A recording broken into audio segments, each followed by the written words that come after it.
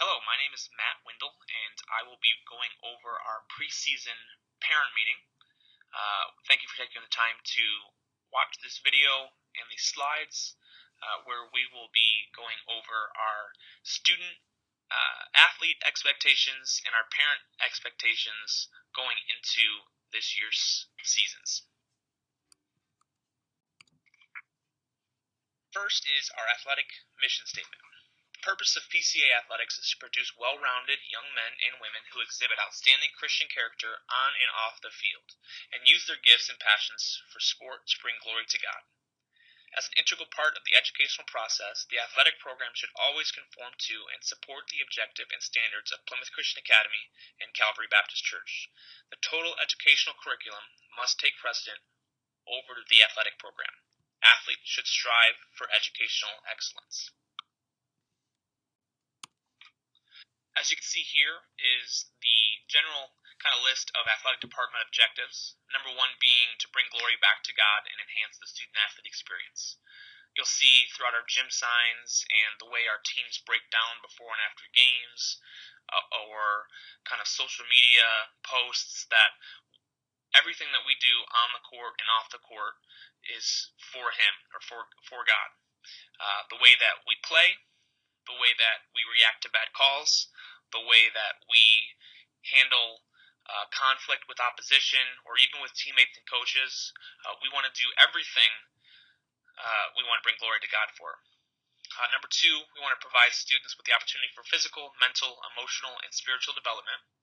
Number three, to experience team play along with loyalty, cooperation, and fair play. Number four, to create a desire to exceed and excel.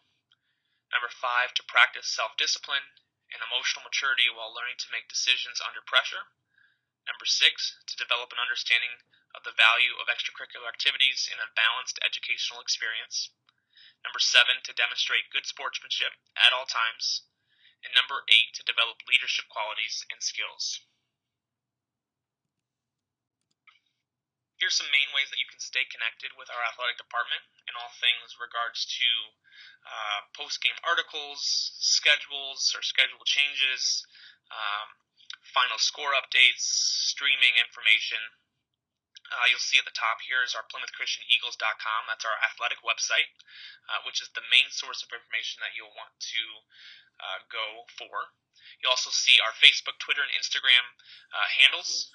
Again, like I said, you can see different things like final scores or game day graphics or other things that we do, like Athlete of the Month or Athlete of the Season. And those are all great things that you can do to stay connected. I also wanted to share a link to our Spiritware site. These can be mailed directly to whoever's ordering them, so even grandma and grandpa who live out of state, or other family members. We also have the link on our school website and our social media platforms, so feel free to go to those sites to get the link and purchase your own PCA Spiritware. Getting involved. We're always needing help to enhance the experience of our student athletes. Whether that's writing articles for our website or for your son or daughter's team, taking photos at games and sharing them with the athletic department to post online, joining our athletic booster board, announcing games, volunteering big events. We're now streaming and broadcasting games, so if you're interested in being a broadcaster, there's a lot of different ways that you can get involved that will really enhance the experience of our student athletes and our fans. If you are interested, just email Matt Windle at matt.windle@plymouthchristian.org, and we can get you plugged in where you might fit best. All right, moving on to student athlete expectations. This is kind of a broad overview or a top 10 of just the expectations that we want to give our student athletes for the seasons that they're playing in. Number one is to follow all training rules, school rules, and regulation. Number two, exhibit good sportsmanship towards the opponents, officials, teammates, and fans. Number three, work to excel in academics. Number four, put team goals ahead of personal goals. Number 5, be a role model for all students before, during, and after school. Number 6, have pride in yourself, your team, your school, and care for your facility. Number 7, respect but never fear the opponent. Number 8, work harder than the competition both in and out of season and never quit.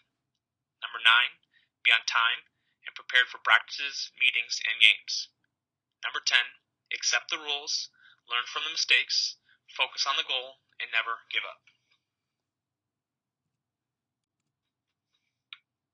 In regards to academic eligibility, there are 2 ways that a student has to maintain eligibility for their athletic teams. The first is, in all of their classes, they must maintain at least a 75% cumulatively for their classes. Now, this does not mean that they have to be above a 75% in all of their classes, but in all of their classes together, they need to average at least a 75% to maintain eligibility. Secondly, they cannot be failing any classes. That is below a 60%. So if there's any specific class that they are below 60%, they would be considered ineligible. Continuing on with academic eligibility, the athletic director, dean of students, and coordinator of educational services work with the eligibility status of our student athletes.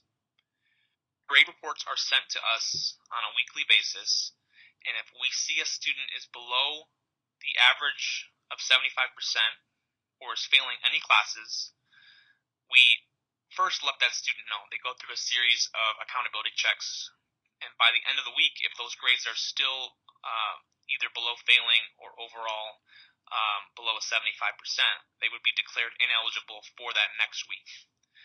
A parent of a student athlete receiving a class grade below a 75% will receive an email stating that. That email is not a notice of ineligibility. That is just an accountability checkpoint for that student athlete. The coach will also be made aware of the student's grade being below a 75%. So there's different levels of accountability that the student will run into before they are considered ineligible. They have up until the end of that week to fix their grade, whether it's redoing a homework assignment or doing better on a test later in the week or whatever it might be. They have plenty of chances to not get hit with that first strike of ineligibility. If they still can't keep those grades up by the end of the week, they will get hit with strike 1. Strike 1 is essentially that they will not be able to play any games for that next week. They will still be allowed to practice, but starting next week they wouldn't be playing any games. This is where the student needs to work with the coach and the teachers that they're struggling in classes and get extra work in. If they have to miss a practice to go get extra work done, so be it. The student portion of their season has to come first before the athlete.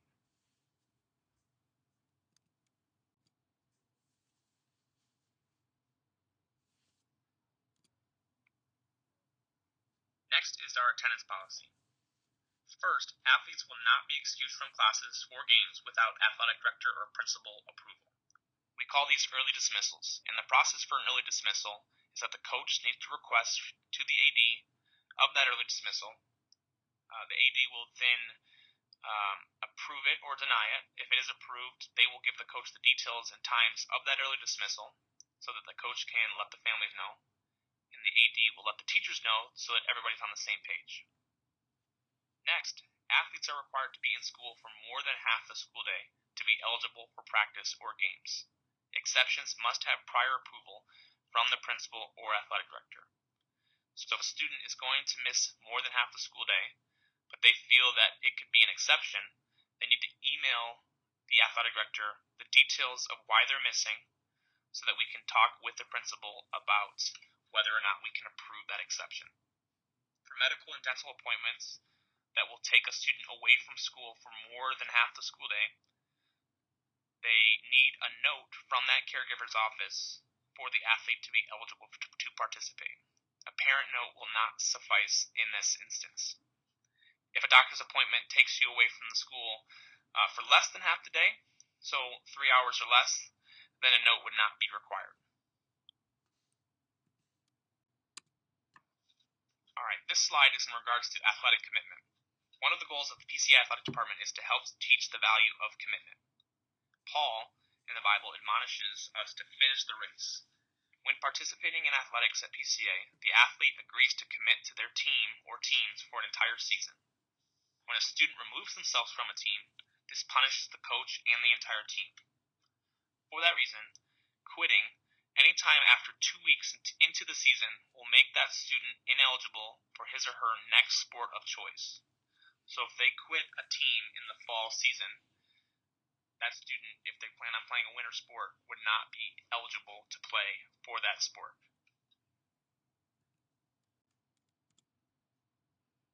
Moving on to parent expectations. So here's a top 10 list of expectations for parents in regards to parenting their student athletes.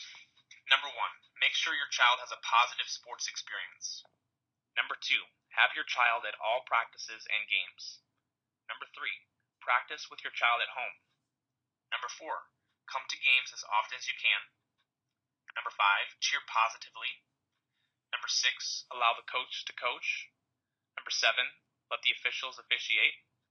Number 8, compliment your child. Number 9, communicate with the coach. And number 10, remember that this is your child's game. Parent expectations continue. And this slide can really go for parents, grandparents, aunts and uncles, siblings, and student athletes that want to kind of sit in the stands for games as well. But we'll talk through kind of the expectations for that. Parents should practice sportsmanship as well as their student athletes. Parents need to remember the purpose of educational athletics, to train young people for life, but also to allow student athletes to have fun. Parents can be the biggest role models for student athletes when it comes to their understanding of sportsmanship. Therefore, parents should exhibit the qualities of fairness, courtesy, and grace in winning and defeat at home or away games and events. Goals for parental sportsmanship include maintaining dignity under all circumstances, respecting the rules of the game, respecting the officials who administer the rules, respecting opponents, acknowledging opponents' efforts to do their best, refraining from disrespectful or disruptive behavior. To kind of continue on with the emphasis of this, our superintendent, Karen Huntsman, has a short video about this. Hello, my name is Karen Huntsman. I am the superintendent here at Plymouth Christian Academy, and it is my pleasure and privilege to speak about the PCA difference in our athletics. Here at PCA, we are building character on and off the field and the court.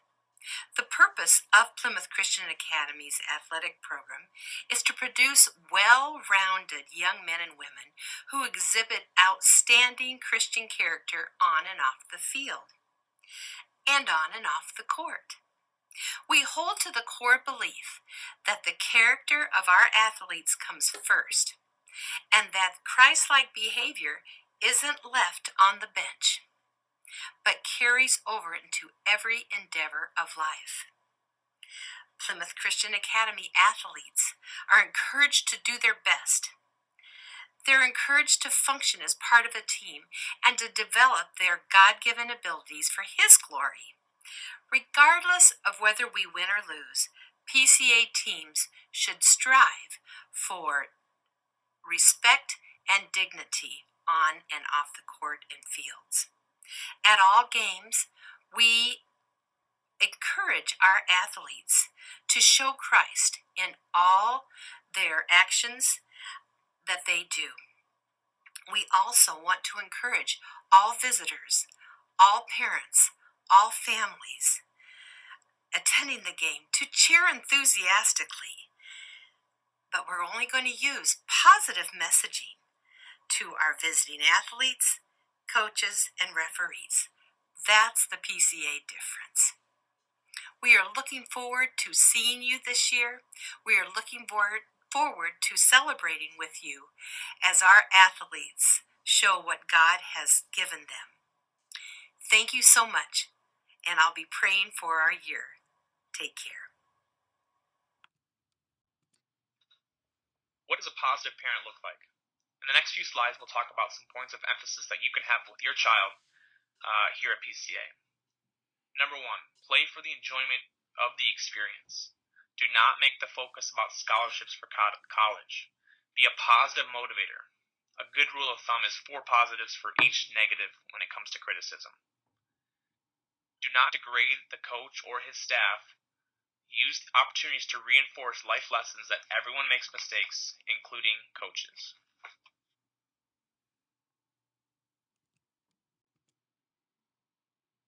Number 2, encourage participation in several sports. There's a lot of research about specialization, and it has led to student athletes' decreased enjoyment, likelihood of injury due to overuse, burning out, and dropping out of that sport. When parents follow the trend of committing large amounts of finances and time for lessons, travel, etc., for a child's development in one sport, undue pressure, whether you mean to or not, may be placed on that child to be exceptional and or earn a scholarship so that the investment, quote unquote, is worth it. Number 3, be realistic about your child's ability. Remember, the coach sees all the athletes at practice every single day, in competition drills, in scrimmages, so he or she knows the abilities at this stage of development, not how good someone was in the past.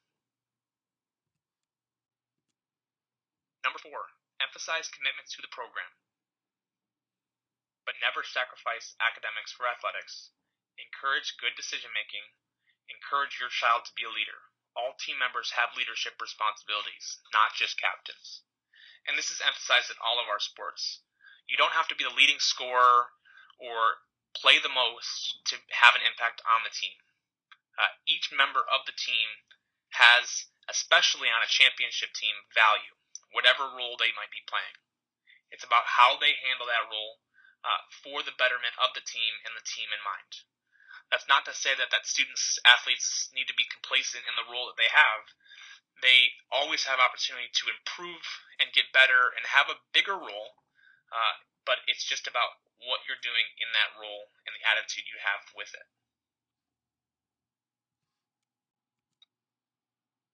In these next few slides, we'll be talking about how to address a coach. First, we want to talk about appropriate issues to discuss with your coaches really at any time. 1 being the treatment of your child mentally and physically. 2, ways to help your child improve. And 3, concerns about your child's behavior. Our coaches, and really all of our staff, want to partner with you in the growing of our student athletes and your children. And sports are a great way to do that.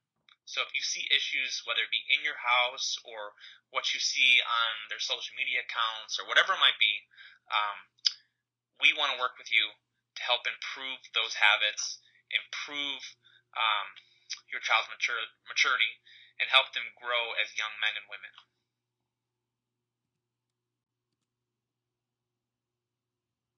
Next are just a couple of things that are not appropriate to discuss with your coaches that you can kind of see in this list.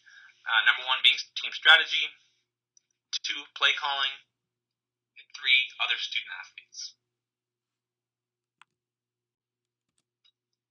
All right, for these next few slides, we'll be talking about how to address a coach in regards to issues you might have. We understand that there's going to be times where a parent gets frustrated about the lack of playing time and things like that. So here's just a few different rules that we need to follow for these types of conversations. The first is the 24-hour rule. This is a tool for giving space and time to allow discussions to occur in a productive environment. After a game, waiting for a day to discuss the concerns with your child or with a coach will help remove the raw emotions that can cause breakdown in communication. If after 24 hours you still feel the need to address a coach, here's the procedure in doing that. Number 1, call and set up an appointment. You can do that through calling or voicemail or sending an email. Number 2, it is expected that your student athlete will be a part of that meeting. Since the focus of the meeting will be centered on your student athlete, we believe that the athlete needs to be present at the meeting. Getting all parties involved in the discussion will assist in coming up with a plan to address the issue. Number 3, if the meeting of the coach did not provide a satisfactory resolution, you may call the athletic director to set up an additional meeting. At this meeting, The athletic director will be there, the coach will be there, the parents will be there, and the child will be there. And at that meeting, the next step will be determined. Now, we encourage our student athletes to talk with our coaches and to be open-minded. If there's reasons why a student athlete is not getting more playing time, the coach will certainly let the player know those things and help them improve in those ways. Having those direct conversations with coach and student athlete is really skill development for life for those student athletes, and it's great for them to do that on their own. But when it gets to a point where a parent needs to get involved, obviously these are the ways that we can do that. Okay, next is transportation. For those of you who are new at the school, you've probably noticed that we have 3 buses on campus, 2 of which are really prepared for long-distance drives that we would use for contests. And we only have a handful of available and certified drivers for those buses, most of whom are retired or former parents of alumni. And so we're always looking for drivers. If you're someone who might be interested in driving buses, please let Athletic Director Matt Windle know, and we can get you the information you need to take the right classes and get the right certifications so that we can add you to our list of drivers. The more drivers we have, the more opportunity that we have to use those buses for transportations. For the most part, okay, transportation continued. When we do have a bus, here are some things that we have to go through for rules and regulations. Number 1, athletes will not board the bus at any time until the coach is present. Everyone will board the bus together.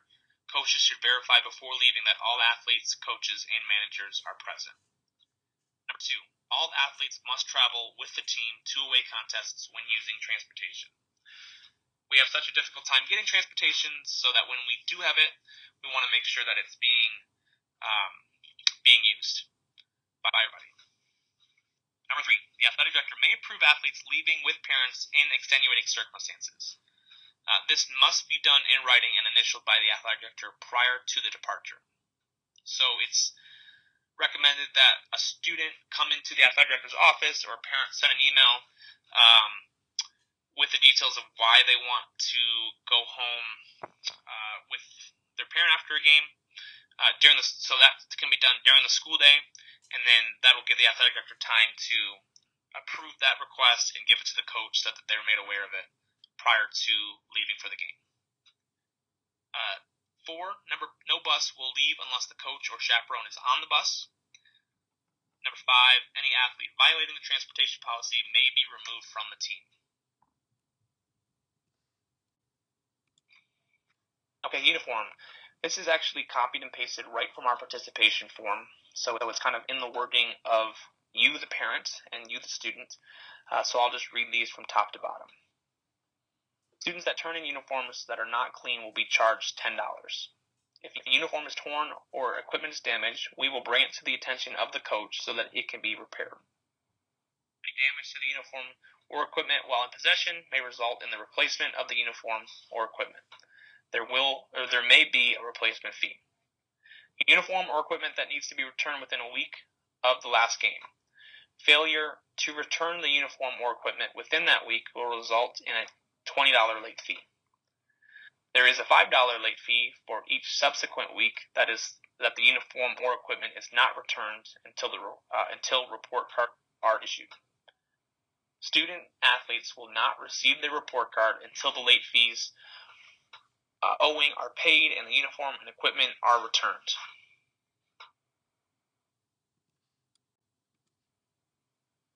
And that is the end of our meeting. If you have questions, feel free to reach out to me at matt.windle@plymouthchristian.org. We look forward to great seasons for all of our teams as we bring glory to God with our athletic passions and gifts. Go Eagles!